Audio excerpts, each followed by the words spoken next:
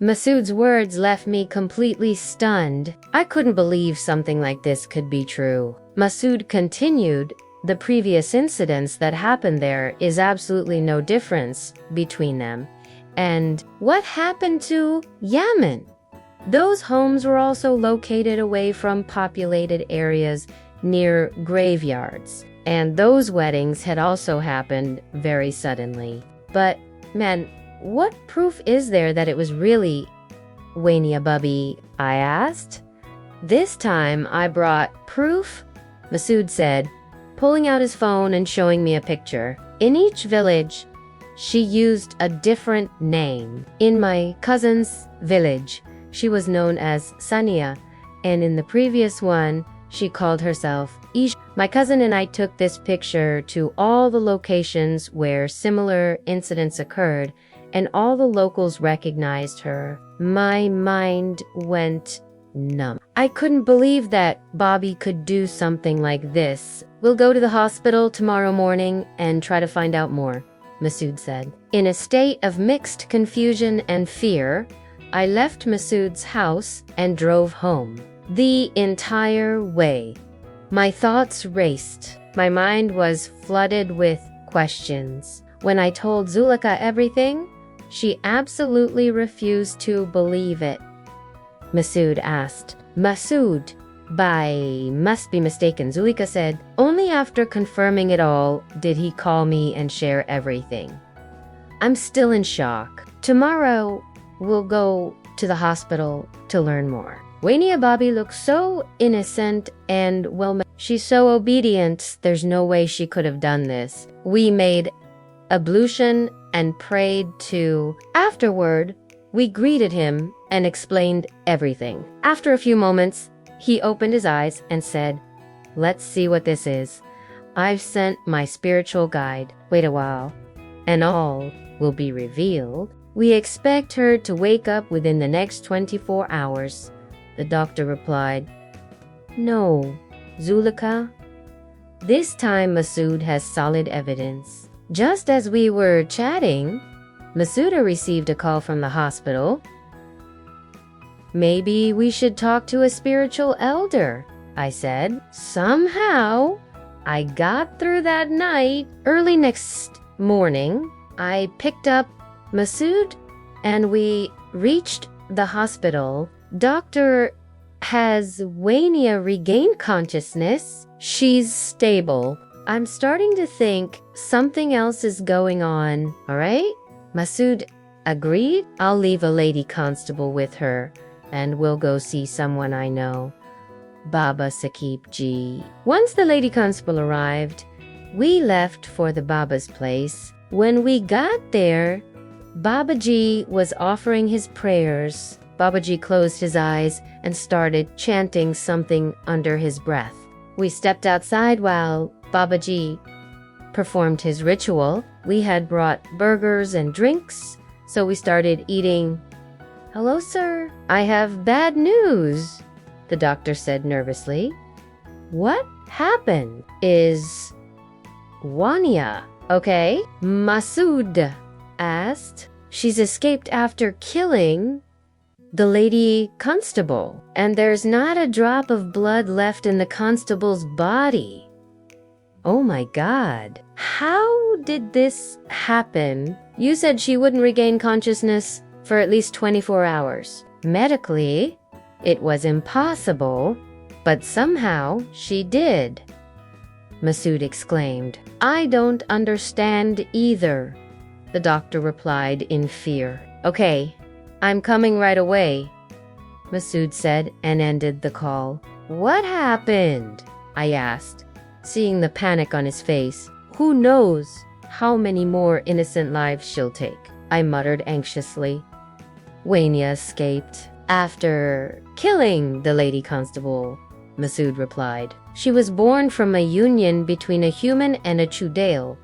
Oh no, God help us. Let's go back to Babaji, Masood said, and we headed back. Come, children.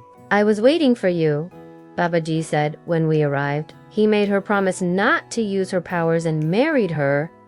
Later, They had a daughter, this girl. As she grew, her supernatural traits began to appear. Her uncle is unaware. She marries, and after a few days, she drinks her husband's blood to quench her thirst. Then she disappears for weeks, only to resurface later looking innocent again. I've found out. A witch is behind all this half-woman, if she transforms, the wounds will heal instantly, Babaji replied. Babaji continued, years ago, a Hindu priest captured a Chudail through black magic, but he fell for her beauty and innocence.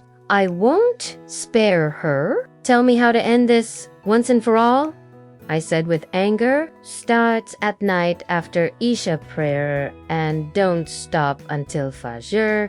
You should take a week off from work. Weeks later, she returns with a new story. She is as cunning and beautiful as her mother. Take these mustard seeds. Go to an old grave near a tree and start the ritual. Whatever happens, don't leave the protective circle. Even if I, or Yamin's soul, or Masood, or even your wife comes and begs you to stop, don't move. I spent that night anxiously and took a week off from work the next day. The villagers from the last place kicked them out after 6 such weddings. That's why they moved again. Also, your friend called you just in time. You reached very quickly. Babaji replied. After a few years, the parents died, and the girl was raised by her uncle. Masood asked Ali, will you be able to complete the ritual? Then why does her uncle keep getting her married? I asked angrily. The 4th night, a terrifying thing happened. The sky thundered, and blood rained down only outside the circle. Not a single drop touched me. I was scared, but held on. After each murder, he wanders through police stations pretending to search for her. But how was she caught this time? I asked Babaji. She was tired after attacking, and due to the darkness, she ran into a tree and fell unconscious. I recited Ayatul Kursi 3 times, drew my protective circle, and began the ritual. Yes, Babaji. As soon as Yamin called, I rushed there. His house was close to mine, I confirmed. Now it's up to you, Punisher, or destroy her forever, Babaji said. Will bullets work? Masood asked. A creature came forward. It had 2 heads, one like a wolf, the other like a leopard, and both had snake-like tongues. Yes, but only when she's in human form. God knows how many innocents she has killed, especially my friend Yamin.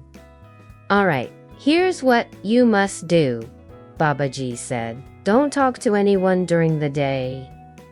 He gave me the prayer and instructions. I took his blessings and left. I was determined now this which would meet her end. Inshallah, I will avenge Yamin and all the innocent souls, I replied. Back home, I told Zulika everything and reassured her. After gathering all supplies and getting Babaji's final permission, I waited for nightfall. That night, after Isha, I went to the graveyard near Yamin's house. It was the biggest and oldest one. After some effort, I found an old grave next to a tree. The first night passed peacefully. I continued the practice each night.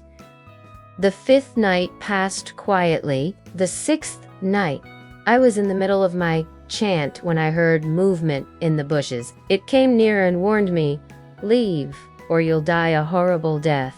Its voice was terrifying. I froze and forgot my chant, but I quickly regained control and started chanting loudly. Seeing me persist, it screamed, so you won't stop. I'll show you. It rushed at me but vanished as it hit the protective circle. That night, I was badly shaken but survived. The seventh and final night, I began the ritual as usual. Suddenly, Masuda appeared and said, "I've killed Wania. Come, it's over." But I remembered Babaji's warnings, you will come in many forms, so I ignored him. Masood extended his hand toward me, but the moment it touched the circle, he vanished. Then Wania appeared, crying, begging for forgiveness, but I kept chanting. Later, the grave began to shake. Wania returned with Babaji and Yamin. They all said, "Forgive her, Ali. Let it go." I was about to stop when I remembered Babaji's voice.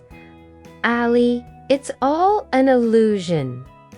I resumed the chant. Wania's face started transforming into her real Chudeo form, grotesque and horrifying. She roared, "Leave now or I'll kill you and your family." Then she brought Zulika and bit her neck, threatening me. Zulika screamed, "Ali, please save me. She's going to kill me." But I stayed calm. I knew it was an illusion. As I chanted louder, Zulekha, Babaji, Yamin, and Masood all vanished. Only the walking corpses and Wania remained. They began pelting stones, but nothing breached my protective circle. I kept chanting. The grave shook violently. I prayed to Allah with all my heart. Finally, I heard the Fajr Azan. When I opened my eyes, Wania's body was burning, and from afar, I saw Zulika, Masood, and Babaji smiling and walking toward me. They congratulated me. Masood collected them and buried them in a nearby pit. Wania's body had turned to ashes. That day, I was finally at peace because I had avenged Yamin and many other innocent lives. Hello friends, thank you for watching this video. If you liked it, please give it a like, subscribe, and leave a comment.